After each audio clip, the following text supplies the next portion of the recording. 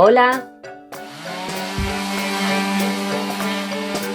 Muchas veces cuando lijamos con una lijadora eléctrica, la lija se rompe por los bordes sin apenas haberla utilizado, lo que implica tener que poner una nueva.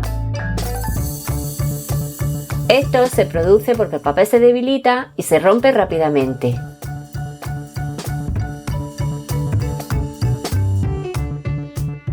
Puede llegar a ser un gasto importante si tenemos que lijar mucho.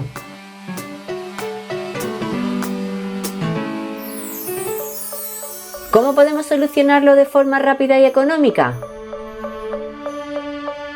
Muy fácil. Solo hay que poner un poco de cinta americana de esta manera. Así el papel no se debilita y dura mucho más.